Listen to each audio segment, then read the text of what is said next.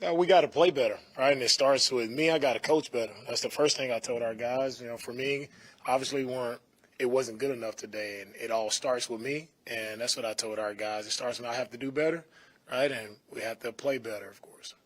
Did you consider putting Davis Mills in earlier, and why the decision to keep Case in for as long as? Yeah, we had both guys rolling there. That was our plan going into the game, to have both guys rolling. That's what we did, right? We couldn't get moving on offense. So no matter what happened, who was at quarterback, we couldn't get moving. I mean, when we had positive plays, we ended up having a negative play, right? So it seemed like we just couldn't get out of our own way. And when you continue to hurt yourself, right, the self-inflicting penalties, all right, negative yardage, sacks, like those plays just keeps you behind the chains, and it's hard to keep up versus a very good defense.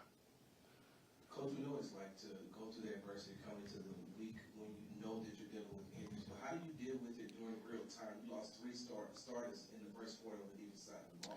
Right, we lost guys in this game, and of course, injury sucks for everybody. It happens, but at the end of the day, there's a game to be played. The game isn't going to stop just because we have injuries, right? So for us, and my mindset of how we attack it is, whoever steps in, just do your job, be where you're supposed to be. Everybody's being where they're supposed to be and doing what they're supposed to do. Still have a shot there, no matter what injury happens. Still expect guys to go out and play their best.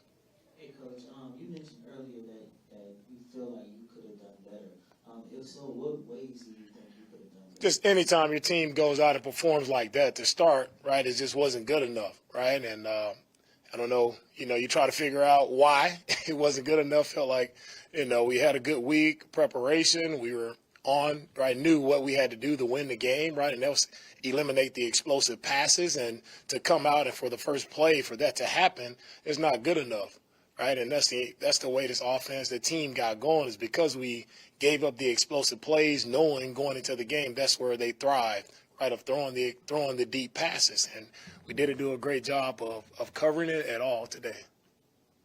DeMeco, you've seen Flacco for a long time now, age 38. Just describe kind of what you saw from him, preparing for him, and what he delivered today along with Cooper. Right, when you don't get pressure on the quarterback, no matter who's out there, it's going to be a long day. So for Flacco, he had a really good day versus us.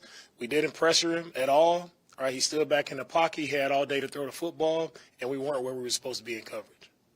Was there any consideration because a lot of Amari Cooper's damage was away from Sting and Nelson. The majority was over the middle, not over the middle, but to your outside cornerback. Was there any consideration of having your outside cornerbacks follow Amari Cooper?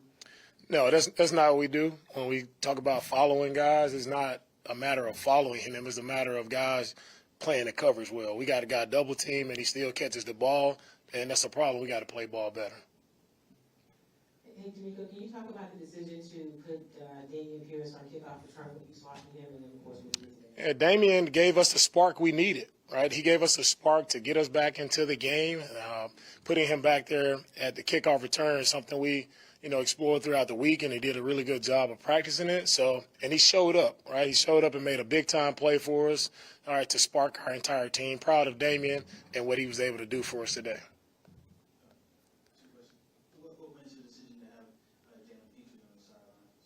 That's the decision where it comes to just everybody being, we rotated a lot of guys there, right? We had Amos, we had DAC back there rotating a lot of guys. We lost Jimmy, so there's a lot of guys in and out in the back end.